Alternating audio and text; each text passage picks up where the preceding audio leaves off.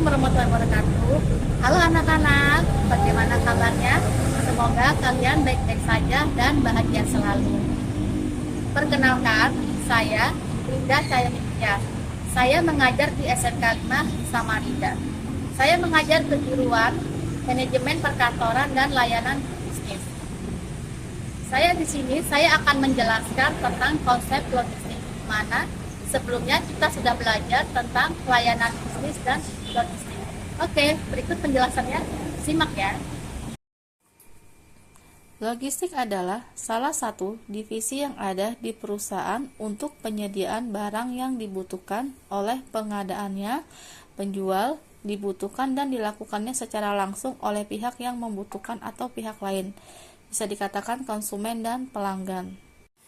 Dari contoh yang bisa kita lihat dari gambar, ini salah satunya biasanya ada di dalam perusahaan.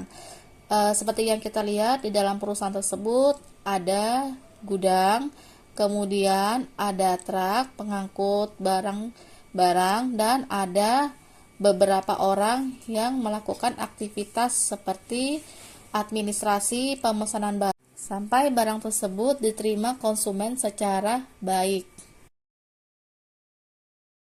Aktivitas-aktivitas logistik salah satunya adanya pelayanan pelanggan atau customer service. Pelayanan pelanggan di sini di mana pelayanan prima yang berorientasi kepada pelanggan untuk proses penyediaan barang dan jasa. Pelayanan pelanggan di sini kunci untuk mencapai keberhasilan dalam berbagai aspek usaha atau aktivitas bisnis yang bergerak di bidang.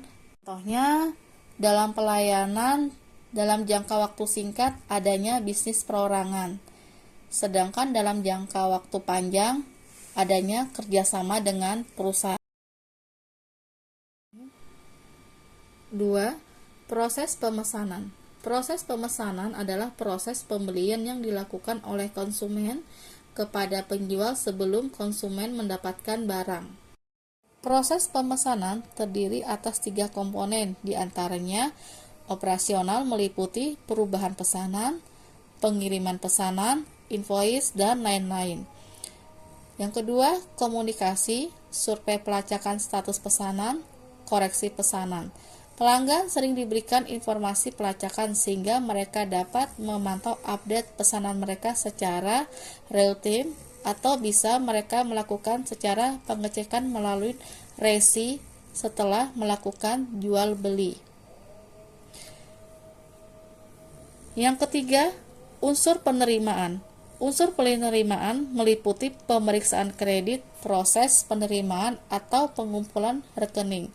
Di sini contohnya berkaitan dengan pembayaran, bisa melalui cash maupun kredit, tergantung kedua belah pihak. Pengemasan atau pengepakan. Peran aktivitas ini melindungi produk dari kerusakan ketika disimpan maupun diangkut, dan memudahkan penyimpanan serta memindahkan produk, sehingga biaya penanganan produk bisa diminimalisasi.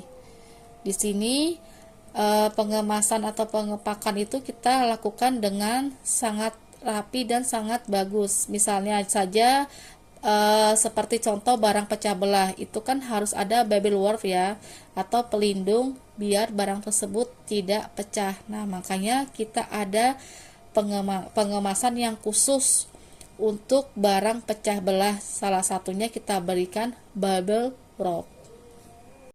Dan layanan purna jual. Layanan purna jual memberikan pelayanan setelah terjadinya transaksi jual beli barang sebagai rasa tanggung jawab atas kualitas barang yang dijual kepada pelanggan. Contohnya, memberikan garansi ketika produk rusak dan tidak berfungsi semestinya. Transportasi.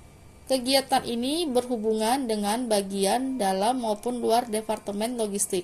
Secara umum, istilah transportasi memindahkan atau mengirim barang ke pusat distribusi atau gudang dengan menggunakan kendaraan sesuai dengan proses pengiriman barang secara khusus dari supplier ke perusahaan atau pabrik. Sekian penjelasan dari saya, semoga bermanfaat.